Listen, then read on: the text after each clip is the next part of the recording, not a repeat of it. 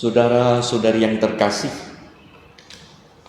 orang yang tahu biasanya lebih cepat dan tepat dalam melakukan sesuatu. Misalnya, orang yang tahu jalan akan dengan mudah mencapai tujuan dibanding orang yang kurang paham atau tidak tahu rute.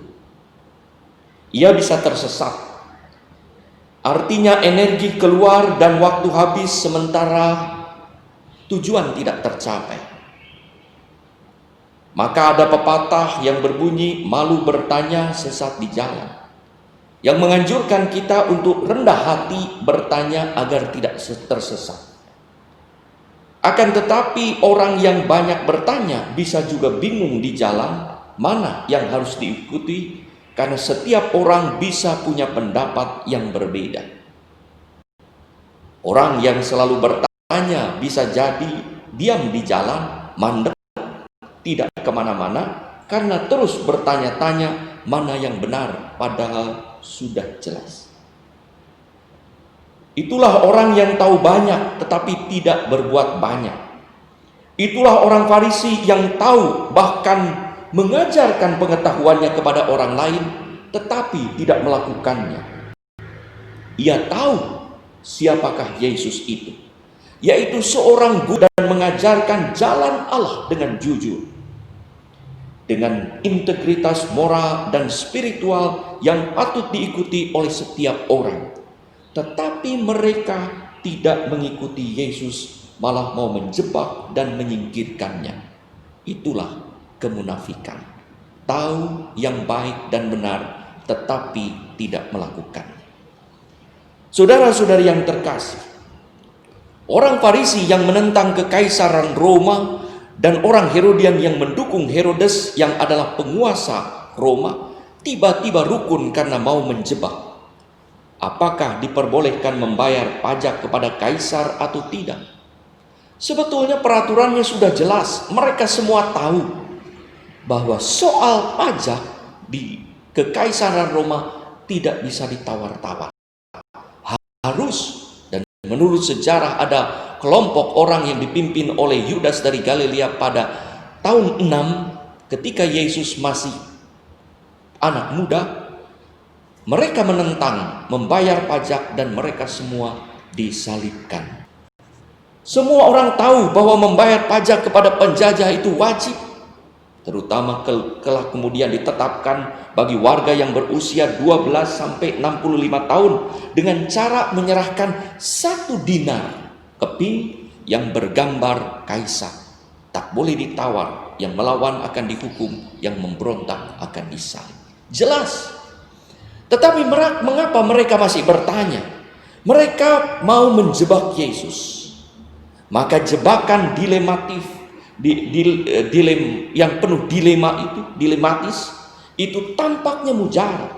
Yesus tidak mungkin lolos tanpa kecaman dan hukuman.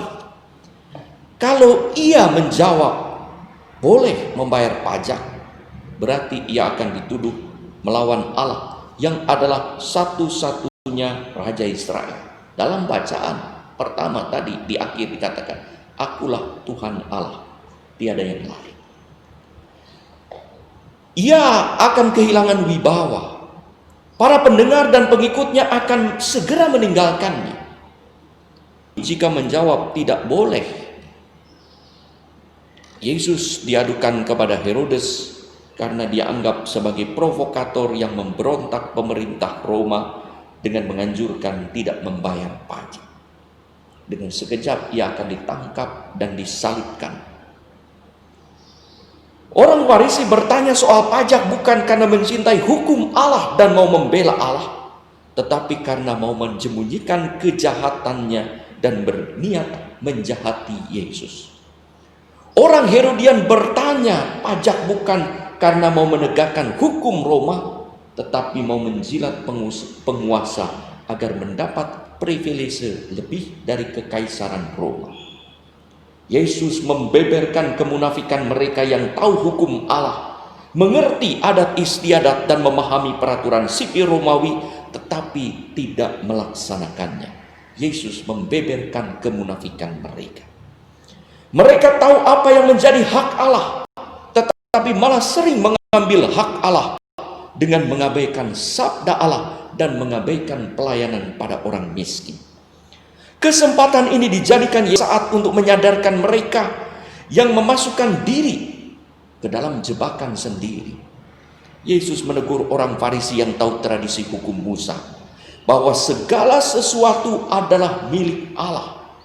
Ulangan 10:11 dengan jelas mengatakan, sesungguhnya Tuhan Allahmu yang empunya langit, bahkan langit yang mengatasi segala langit, dan bumi dengan segala isinya. Dalam Mazmur diingatkan berkali-kali bahwa Tuhan yang menjadikan langit dan bumi. Ada banyak ayat yang berkata seperti itu. Dan dengan tegas dalam Mazmur 24 ayat 1, Tuhanlah yang mempunyai bumi serta segala isinya, dan dunia serta yang diam di dalamnya. Jadi kalau orang Farisi mau menjalankan apa yang dikehendaki Allah, jelas Tuhan Allahmu satu-satunya yang layak, yang harus disembah. Ia adalah milik segala sesuatu. Mereka masuk perangkap sendiri. Maka sekarang ditantang oleh Yesus. Jadi siapakah Allahmu, Tuhan atau Kaisar? Kalau menjawab Kaisar, mereka akan dicaci orang Yahudi. Kalau menjawab Tuhan, mereka akan dicaci, diciduk oleh tentara Kaisar. Dengan jawabannya, pertama Yesus ingin mengatakan bahwa kamu dapat memberikan uang yang bergambar Kaisar dan tulisan Kaisar. Di situ ada tulisan Kaisar Tiberius, anak Kaisar Agustus yang ilahi. Kaisar Agustus dianggap sebagai Allah oleh bangsa Romawi, dialahkan.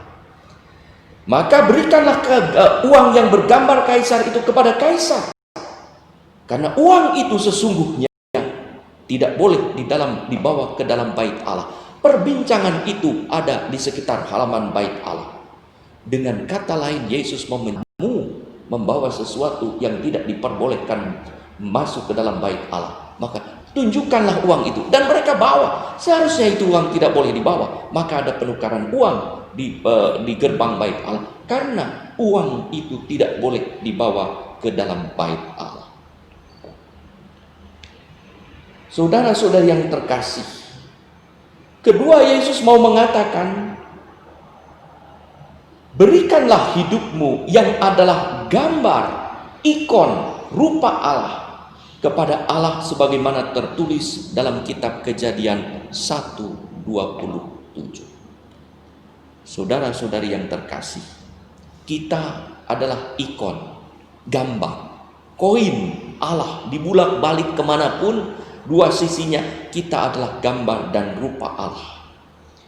Kita diajak untuk memelihara hidup dengan layak sebagai persembahan yang pantas, supaya gambar citra Allah itu tampak dalam diri kita. Yesus berbicara bukan sekedar soal memberi, tetapi memberikan kembali, yaitu mempersembahkan apa yang sesungguhnya menjadi milik Allah, menjadi hak Allah.